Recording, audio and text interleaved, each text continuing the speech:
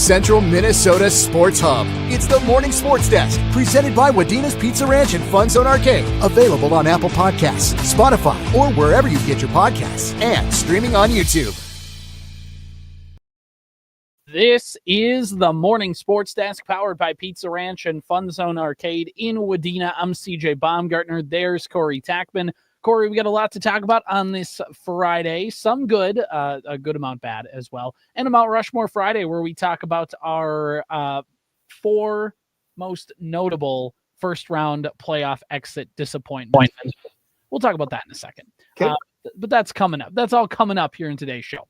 First, we need to talk a little bit about the a game that went out there yesterday between Staples Motley and Breckenridge. Okay.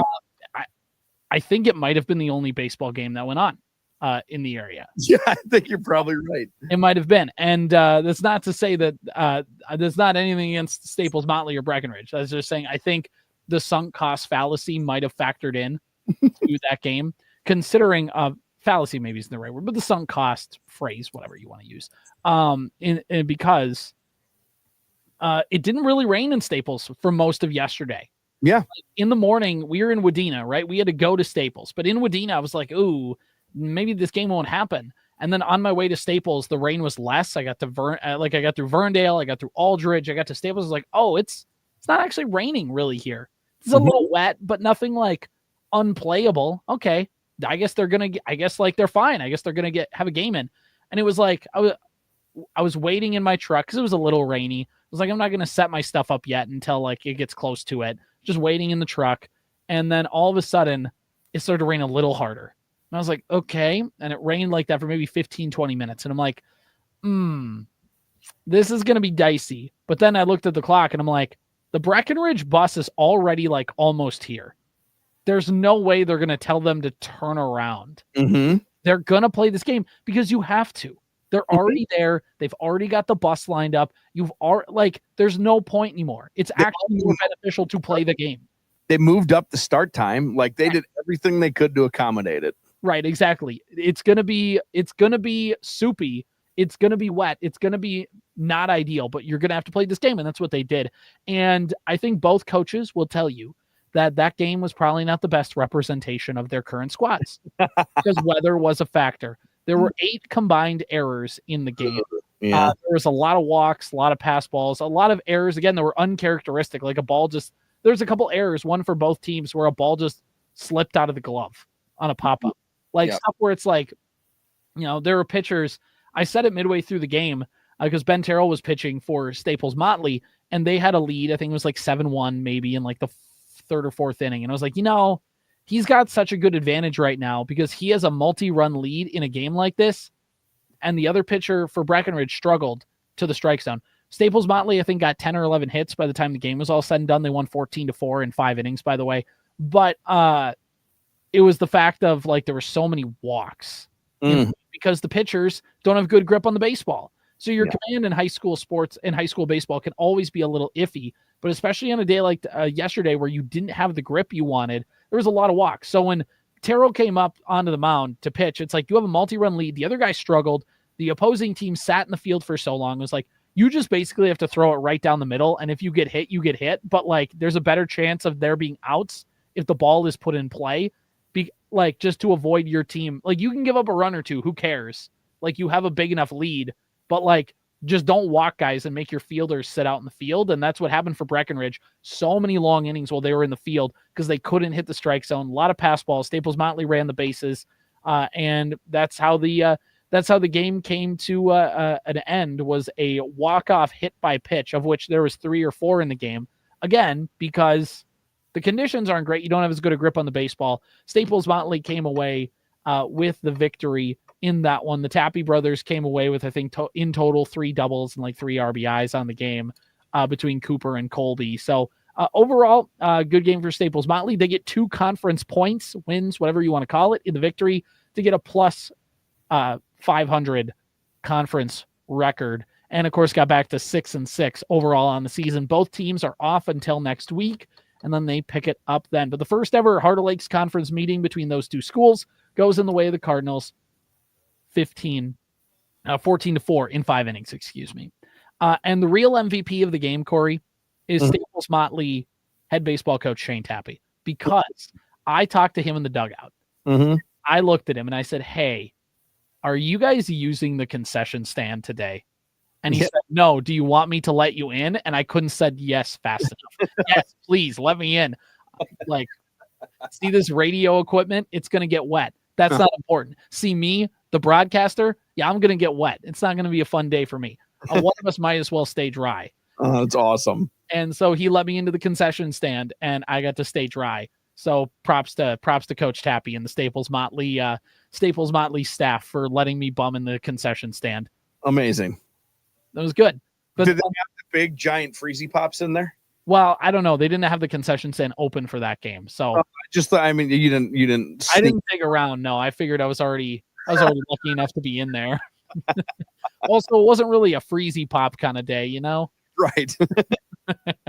Anyway, congrats to the Cardinals. They get a victory there for them, and they're off again until next week. Corey, why don't we, you can always be warm, you can always be dry, and you can always get the best food at the Pizza Ranch and FunZone Arcade in Wadena. Yeah, did you know on Thursdays it's wing night at the Pizza Ranch in Wadena? Because it is. They've got boneless wings. They've got traditional wings. I actually, some people feel very strongly, CJ, about like I'm a traditional guy or boneless wing guy or whatever. I actually have different use cases for the wings. If I'm saucing these wings up, I want traditional. But if there's like a good lemon pepper dry rub, or like have you ever had a buffalo dry rub?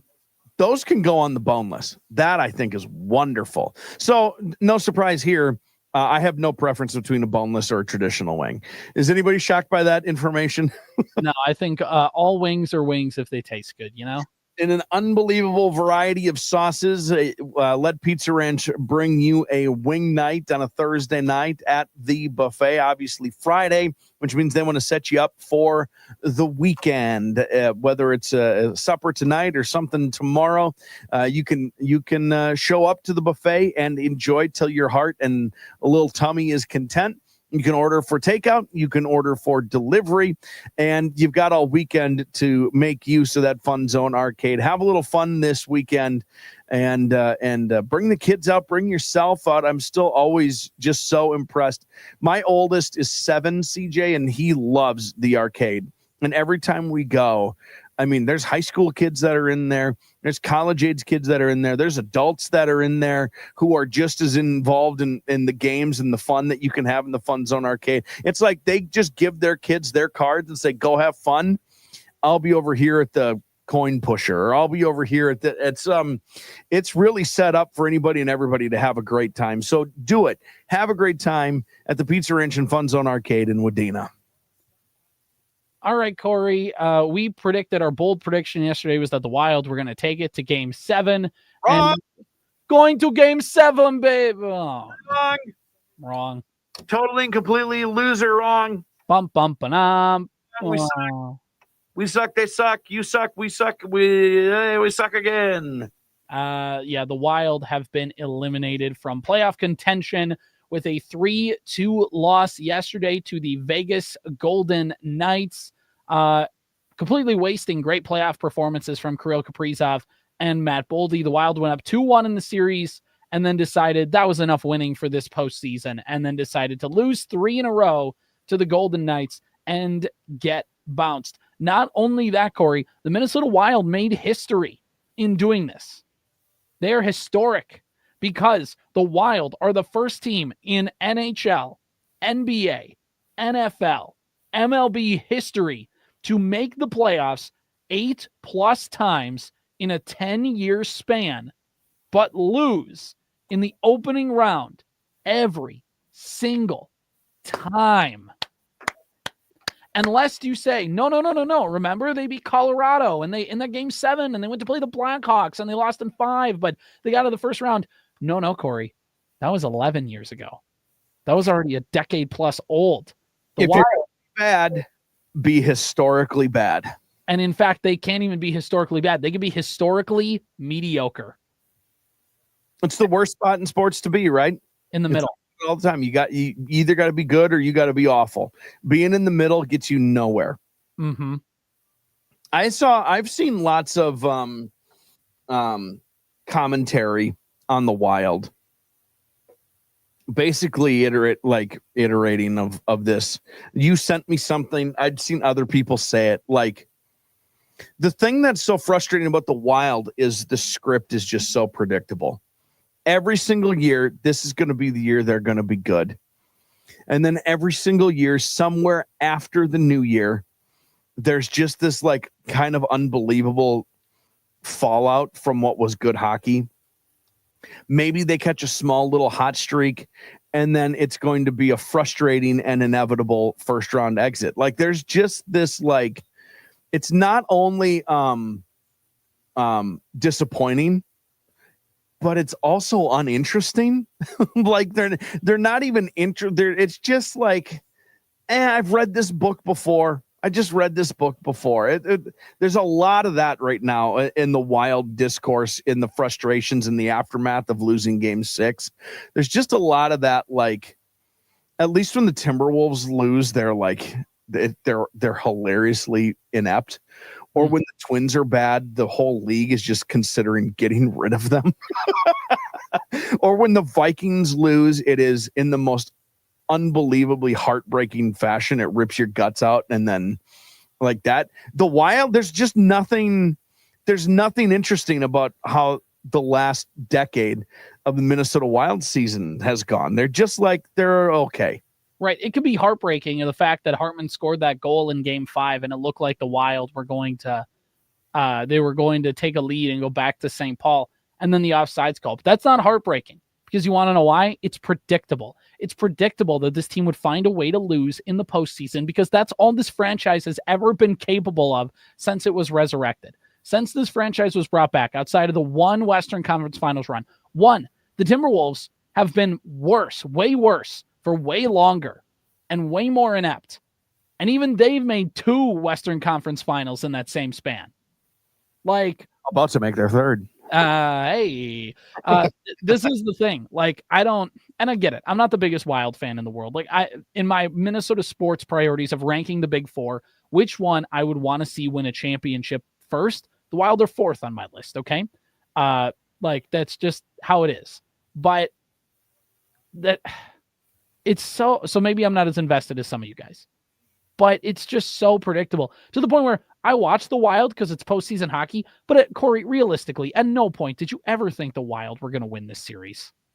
No, and we had a conversation with Zeke earlier in the week. Like, the thing that was frustrating about this series was they had moments.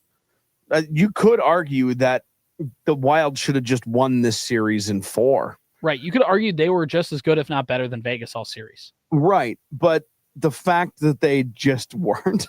They wet their pants. And just found ways to lose over and over and over again. It felt like I watched 24 swings and misses on pucks in and around the front of the net. Like loose pucks right in front of the net. They just fan on. It's not a round ball, right? It's going to bounce funny, and all those things are going to happen, and swings and misses happen. But it's just like, this is how we're going to do this. Here's another opportunity. Whiff. Not even like contact, just a straight up whiff. Like, this is sad. And it's not like this isn't a woe is us Minnesota sports fan thing, because guess what? The Wolves played like terrible in Game 5. Mm-hmm. You know what they still did? They found a way to win. Like, just because you have a bad game, just because you make mistakes, just doesn't mean, oh, shoot, we're just going to lose this one. You're allowed to win a game even if things don't all go your way. The Wolves did that. Like, the one game they lost, they played historically bad in. They still almost won that game. Like, I don't know. Anyway, I don't know. It is what it is. But the Wild season, once mercifully over. Zeev is now here. He was sat on the bench for a healthy scratch pretty much all playoff series, and maybe now with the full summer in St. Paul, he'll be able to do that. But I think the most heartbreaking thing in all the Wild with this is that the XL Energy Center is gone. It will be renamed something else next year, but this is how they put the legacy of the XL Energy Center on the line, and they just fell flat. Who cares? So let's do the classic Minnesota sports fan really quickly. Okay. There's always next year. Mm-hmm. Trademark patent pending. MSD, there's always next year t-shirts. Mm-hmm. Coming soon? We're flipping the Werso over side of the t-shirt today. So do we is this the year they're out of purgatory finally, or is there another year? Nope, they are done. The Parisi and Suter contracts are off the books. So let's get that that is the hope. That is the biggest hope. They actually have money to spend for the first time in 15 years. That is where the excitement should come from. That finally there's a little okay, you can see maybe hopefully a path out of this, and they don't have to rely on 97-year-old future Hall of Famers to right. be a spark. You don't have to try and keep adding fourth liners and hope that one of them will swing above their weight. It's important because you have Kirill Kaprizov, who I have been told by two people now that he's the best left winger in the entire league. And if you have the best of anybody at any position, you probably need to find a way to support that dude. You don't want to waste him. You don't want to. And especially when you have other building blocks, you have a Brock Faber, you have Zeev, who is here. So all of this, you have pieces, go add good veteran talent in the offseason and not just it was what the Vikings were at the end of the Spielman era, right? They're just bringing in randos off the street and being like, please, please, please have a career year. Please, please, please. You've played in the league for 7 years and you've been meh, but please be a good player this year. That is what the Wild are hopefully done with. We'll see. We've never had Bill Guerin as a front office executive with a full salary to work with. So we'll see how that impacts things. But overall, yeah, that's pretty much the story of the Wild. Mercifully, their season comes to an end. Congratulations. So there you go. All right, Corey. Speaking of congratulations, Twins lost again in Cleveland. They won the first game 11-1 and then decided that was enough run scoring and then scored 4 runs for the rest of the series. They still probably had the did they have the advantage in run margin for the whole series? Yes, I think the run differential, they did win that. So expected win-loss, they actually swept the series, so that's good. But yeah, they lost twice on walk-offs and they lost once by 2 runs. So good job, guys. Good job. This is other than good start by Pablo Lopez, good start by Chris Paddock, fine start by Simeon Woods-Richardson.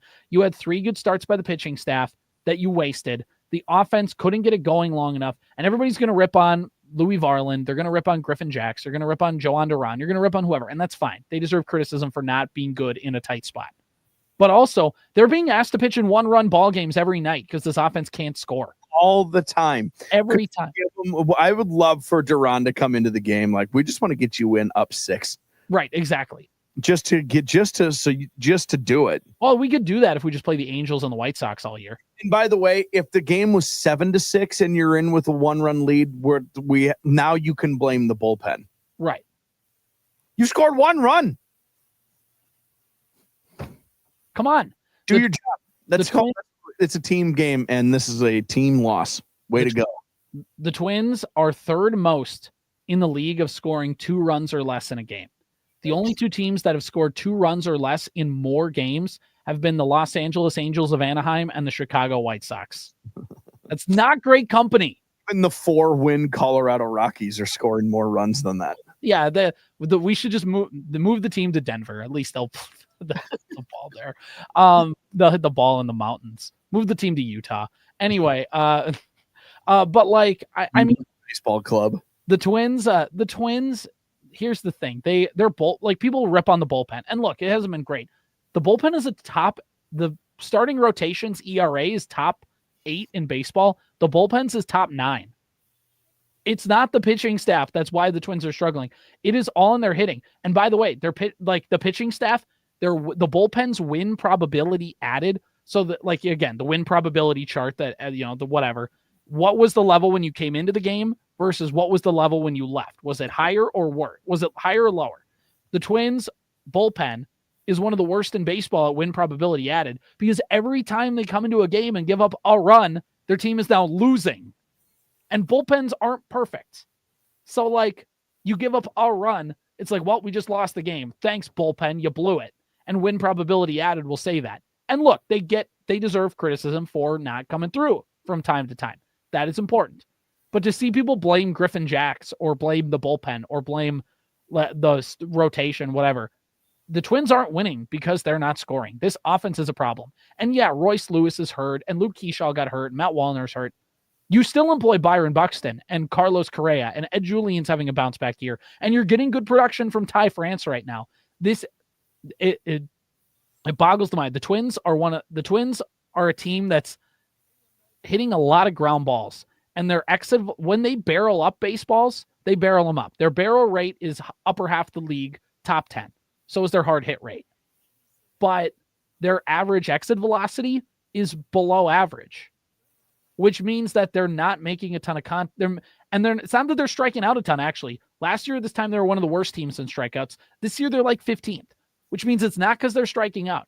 It's just because they're making weak contact again and again. The amount of times I've seen a Twins hitter smother a ball into the dirt over to the second base. The amount of times I've seen a Twins hitter roll it over to second base has been whatever. So anyway, I just wrote an article about it, so I had all these numbers fresh in my mind. It doesn't need to be a long thing about the Twins, because the basic thing comes down to they're just not scoring runs. We've all done it. I've done it. You've done it. We see it on social media. We see it anywhere. But I'm no longer accepting when the Twins have a good game and somebody's like, oh, Carlos Correa showing off why he's Carlos Correa. Or, here comes Byron Buxton. Twins fans, at least at the plate. Here come. I'm talking at the plate. Yeah, I am not interested in hearing that conversation anymore, because we had one on Monday or whenever it was when they beat Cleveland 11-1. We had one the week prior to that, or like they had just gotten a sweep of the Angels. You're like, you know what? The Angels suck. That's first and foremost in all of this. And it's baseball. There's so many opportunities that eventually somebody who is historically supposed to be a good player is going to have a 2-for-4 day. Right. And those 2 hits are going to be doubles. I'm done with these conversations about, like, are they coming? Are they not? Put a couple weeks together first. The White Sox and the Angels. That you're telling me that here come the Twins after they beat the White Sox and the Angels? That doesn't count. And by the way, they didn't get embarrassed in Cleveland. It's not like they lost every game 11-3. They won the first one, got in 2 pitchers duels, and lost because your offense couldn't do anything. And then, again, blew it in the 10th. And, like, all of this stuff is like, the Twins had an opportunity. I'm not saying sweep. Sweeping in a 4-game series, you never say that. The Twins had an opportunity to win 3 out of 4 in Cleveland. And be like, okay, cool. They just put 3 series wins back together. They're going to play Boston this weekend. They've shot themselves up in the standings. All of that. They had a chance to jump into second place in the division if they would have had a good series in Cleveland. Not saying a sweep. They would have won 3 out of 4, which they were in every game to win 3 out of 4. They were winning every game. Not even in it. They were winning every game. Exactly. 2 of which in the 9th inning, they were 3 outs away twice. Or at least tied in the case of yesterday's game. Sure, Tied late. Like, they went into extras. Like, you had actually, they did have the lead. They had the lead they had a 1-run lead in the 10th. Mm-hmm. Yeah. So good job, guys. Cool. Good job. Are we happy? They're bad. I don't know what else there's to say about it. They're just not a good team right now. And by the way, we'll wait till Royce gets back. Wait till Willie Castro gets back. This is not add one person back into the lineup and it's going to fix things. This is you need more than one guy hitting the ball. Like, I don't know. Anyway, whatever. I don't need to talk about this stupid team anymore. Let's talk about other stupid teams. Let's wrap things up with the Mount Rushmore Friday, talking about the top 4 Minnesota sports flops in the first round. So these are embarrassing first round playoff exits and not like a heartbreaker. So this isn't like I would not count the 2016 Vikings or the 2015-16 Vikings where Blair Walsh misses the field goal. That's not like the 98 championship game, or, that's not a first round game, but you know what I mean? A game where it's like, it goes down to the wire and you just lose. Like, that's not heartbreaking moments. but moments where it's like a first round playoff game and they just flop, because this is in honor of the Minnesota Wild, who I think in the last 10 years, they've taken one first round series to 7 games. That was with Vegas, and they lost in 2021. So, and that was the COVID. That was like that was the first year post COVID. That was still kind of weird. So point being that like, it's got to be a playoff series or a playoff game or what, like for the Vikings or something like that, where it's just like, you guys really did this? Like, you show no signs of life in this playoff series or playoff game or what have you. Does that make sense? Yeah, I guess so. I mean, it makes sense. I'm gonna tell you right now that I'm gonna give you an insight on who I am and who I am as a person. I will remember and do remember a lot of these like letdowns or losses or high points or whatever it is when it comes to Minnesota sports. I remember them, but I remember them in a vacuum, and I don't remember them chronologically. So I have literally no recollection of if something was a first round or a second round. I will maybe remember if it was like a championship series, like, you know, like an ALCS or a NFC championship, something like that. Because those touch on the heartbreaking a little more.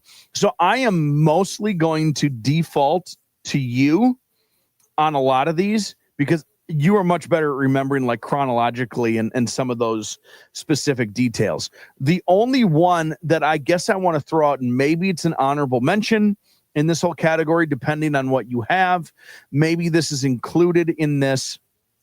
I will say that even though I wasn't heartbroken by it, and it wasn't even really an unexpected loss, I was disappointed in the Vikings' effort in their loss to the Giants. Was that a first round game? Yes, it was. So that I was just really, it was disappointing, albeit inevitable, because we were really out on the Teenage Mutant Ninja Turtle defensive coordinator. Yeah. So that would be one that I don't know if it makes a defense. Yeah. If it's an honorable mention in this. It was not shocking that they lost. You and I were on record on the morning sports desk being like, this is the odds of them winning this game seem not likely. Like, we're on record and being on the right side of history of that one. Right. Wasn't disappointing so much as it was like affirming on the milquetoast ability, the lukewarm ability of that team that year. Right. And the 2022 Vikings were on my honorable mention list because of that fact of like, it was disappointing and they flopped. Don't get me wrong.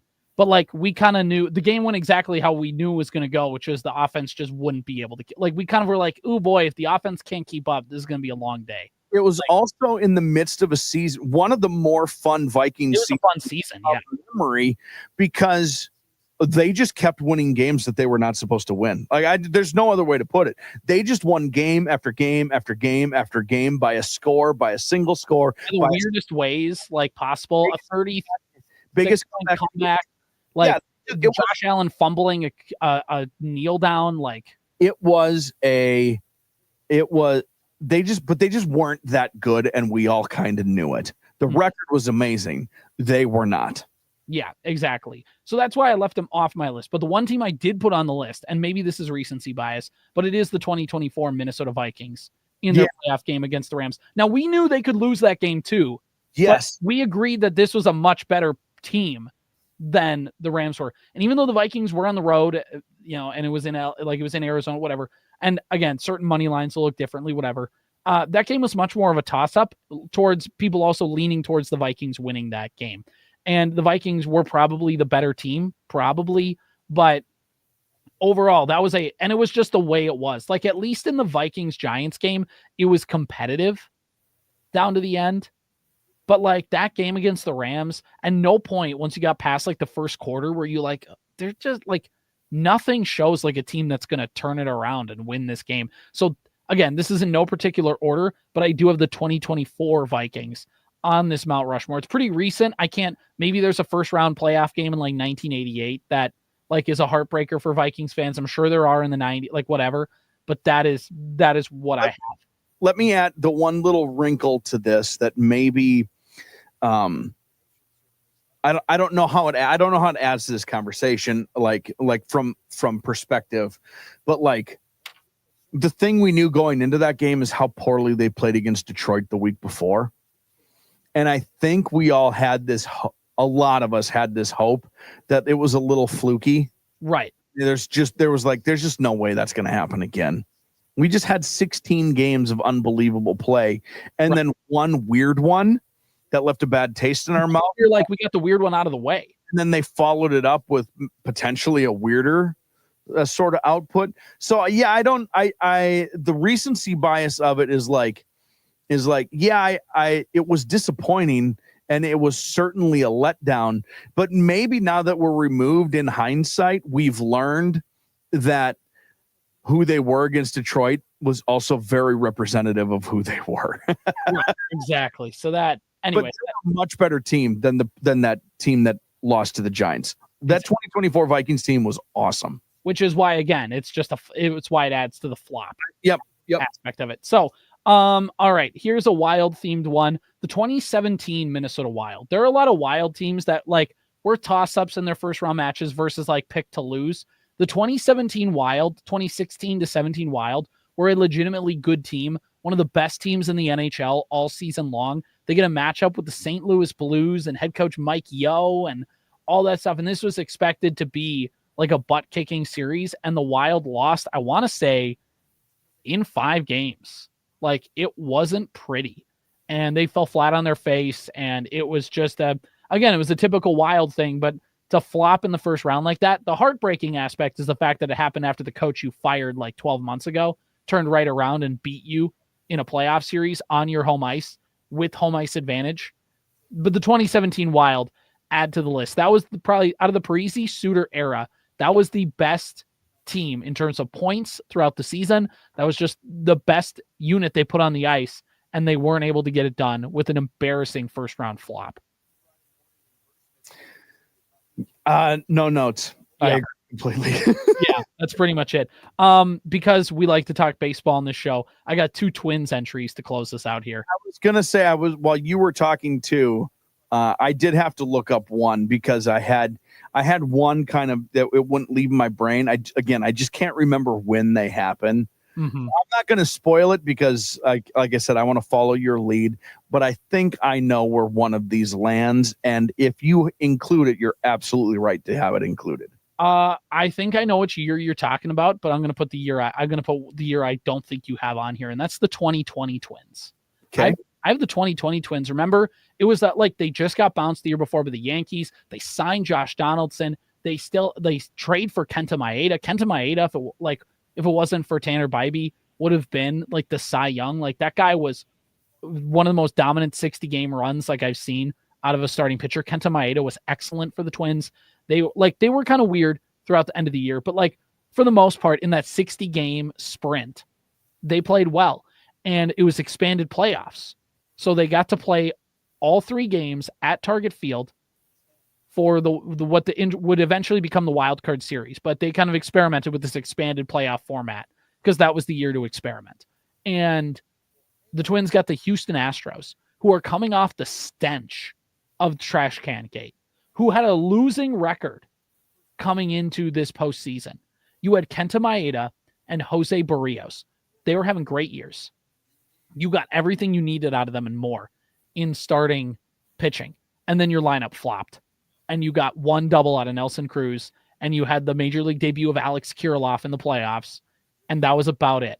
Like they just flopped in that series. And there was the Jorge Polanco bobbling the ball at shortstop and basically having the Twins banish him to second base and all that stuff. But that was a team where it's like, if this was any team to break the Twins curse of the first round, it was like, we just got to win 2 games.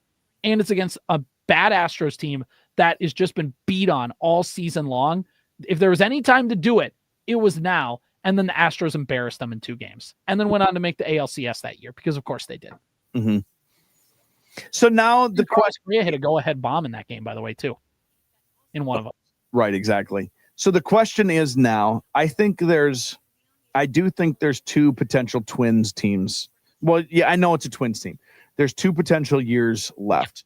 So the question is, are you looking at a very similar era of Twins baseball to what you just named, or do you need to go back a couple decades?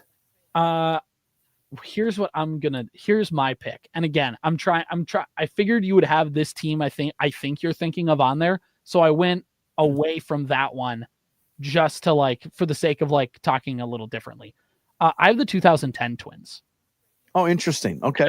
Them on that list. And look, they didn't have Justin Morneau in that series, so that was important. Justin Morneau, I will say forever, was going to win the MVP in 2010. And Justin Morneau, with 2 MVPs in his career, probably would have won a Gold Glove that year because he just gave it to the best hitting first baseman.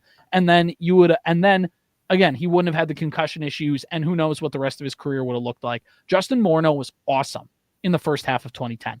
That would have been better than his 06 year. It just was he was awesome. Nobody was playing better than him that year. But that being said, Morneau was gone, but you still had Kadire played first base. Tomey was your DH, and he was hitting well in one of his last seasons. You had not a great starting rotation, but enough of a good one to be able to do some stuff. You still had Liriano, you had Pavano, you had the team built around it that was better than 09. You were playing the Yankees again, but this wasn't like the 09 Yankees. This was the 10 Yankees. And you had home field advantage, by the way, because they clinched their division first. That was the rule at the time. The Twins had home field advantage. Target Field opened up. The place was buzzing, and the Twins got swept in 3 games and didn't look competitive in any single one. That 2010 Twins team was really, really good, and they fell apart again at the worst possible time. So I think it's all that, too, of just another, you get your second crack at the Yankees. Here you go, rematch. You're better than the team from the year before. And I have really fond memories of the 2010 Twins team. They were full of veterans, and it was their last chance with that core because it fell apart within a year after that. So I consider that to be kind of my Mount Rushmore of Twins playoff flops or Minnesota sports playoff flops.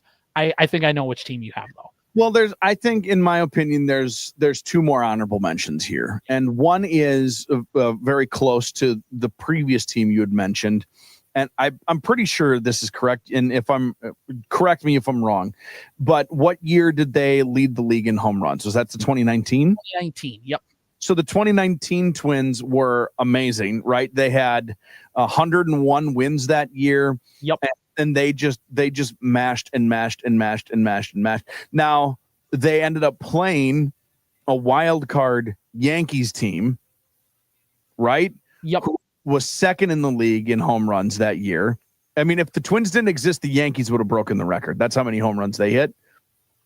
No, I think the Yankees were division champs because it was in. Was it the other way around? No, the Twins were the division winners, but that was back when they still had the wild card game. So the Twins had to play. Okay, well, they didn't. It was the. Okay, you're right, but it was the. Yes, it would have been their first round, and the Yankees had a better record. Yep. It wasn't really that big of a surprise, but it felt like, well, this is a Twins that could they could keep up with this Yankees team. In years past, there was the Yankees were just always better, and all of those losses made sense. Even this loss made sense, but you just felt like this is a team that could keep up, and maybe they just can't outpace, but maybe they can make it interesting. Right. The obvious, so that's one of them. To me, the obvious answer here is the 06 Twins. Yep. The 2006 Twins had a 96-66 record. This was the first, they're in the heart of holy crap. Everyone talks about the Twins. They're just in the conversation nationally, locally. It wasn't anymore just Twins fans talking about fans and being bitter that no one else is considering them. And I know you said you didn't want this to be heartbreaking, but they got swept. So that is as heartbreaking of a Minnesota Twins playoff loss as I think I've ever experienced, because that team was amazing, and just everything that could have gone wrong in that series went wrong. I went to a game and saw Justin Morneau hit 1,000 feet of baseballs in his 4 at-bats and go 0 for 4. I mean, the guy just could not buy a single break. That's the series where Torrey Hunter dives for a ball and it rolls all the way to center. I don't know if that's the first round or or that was the ALDS. That was the DS that year. Yeah. So like they won no playoff runs. That was their first round. And it just like, I just didn't know what to do with myself when they lost that series. No. And when you look at the series, especially when you consider Gold Glove MVP Justin Morneau, Gold Glove batting champion Joe Mauer, Gold Glove for Torrey. Oakland was amazing. Like they were really good. They were in the middle of their being awesome. The Twins were just better than them every time they lost to the Yankees. And I mean, every single time the Yankees were a better team. Twins fans don't like to remember it. They like to dwell on the fact that they just lose to the Yankees over and over again. But they lost to the better team every single time. Mm-hmm. With Oakland, they were better than Oakland. Yeah. That's so. Yeah, Johan Santana. I don't know which one of the ones that you named that I would replace, but in my mind, that's maybe the one that needs to go on there. You could maybe replace it with the 2010 Twins, just in the case, or maybe even 2020, because that year was weird. Whatever. The reason with the 2019 Twins, why I left them off my list, was because if we remember, by the end of the year, the Twins pitching staff was decimated. Yep. CJ Cron was injured. Byron Buxton was injured. Like Matt, like that whole team, like they still had Nelson Cruz, Miguel Sano, Jorge Polanco. Like they were still a good enough team to compete. But everybody likes to point this out. Randy Dobnak started Game 2 at Yankee Stadium. It had been trending in the wrong direction well before that series. Right. They played well enough to win the division. That was a good Cleveland team that won like 93 games and missed the playoffs all entirely. Mm-hmm. Like that was a tough year. And the Twins got 101 wins, but it was against the Royals were, dog water. So were the White Sox and the Tigers. Like the Indians at the time and the Twins, like they benefited a little bit from the fact that 3 of the teams in the division were all 90 loss teams. Mm-hmm. So like your win total gets inflated a little bit because of that. So which is that being said though, that 2019 Twins was still a flop. They couldn't win one game. They were unlike any other Twins team we had. Right. We thought like the pitching was bad, but you can just outslug them. But if people remember about the Yankees team, the Twins and the Yankees were in a long gone summer all year. They were both going back and forth trying to win the home run title. Mm-hmm. Like, yeah, it was. And you're, when, from my perspective, like I grew up when the Twins were going to be contracted. Right. I grew up in the night. Like there was nobody worse at baseball than the Minnesota Twins, my favorite team. Mm-hmm. And then they got good and were nicknamed the Piranhas because that's what they would do. They would just nip at your heels. Right. And then all of a sudden, they were just the anti-Twins for a few-year run there. And then in 2019, it was like, they're going to set the major league record in a league that's been around since the Civil War. My Minnesota Twins are going to hit more home runs than anybody's ever hit home runs. It didn't make any sense. Mm-hmm. And then the Braves tied the record, I think, a couple of years ago, but they didn't break it. So we'll still hang on to that. Good. Screw you, Ron Gant. All right. I think that's going to do it for us. If there's any playoff heartbreaks you saw, leave them in the comments or send us a message or something like that. Because it's tough because with baseball, there was only for a long time just the CS, right? Where like when the Twins are a majority of the Twins' existence, if you won your division, you were in the ALCS. Like there was no wild cards back then. So there wasn't a lot of opportunity for first round playoff exits because when the Twins made the playoffs in 87 and 91, they just won a playoff. They won their first round playoff series and went to the World Series. Like that's how baseball was for a very long time. So, and for the Vikings, I guess they've made a lot of first round playoff games. I'm sure there's a loss or two or a flop I'm forgetting on this list inevitably. But I have a lot more memories of Vikings winning games were most in first rounds. Like a Dallas game comes to mind and a New York Giants game comes to mind. The Packers with the Randy Moss Moon game. Like, everybody's like, Dallas is hot. I don't know how anybody's going to beat Dallas this year. Then the Vikings just boat race them.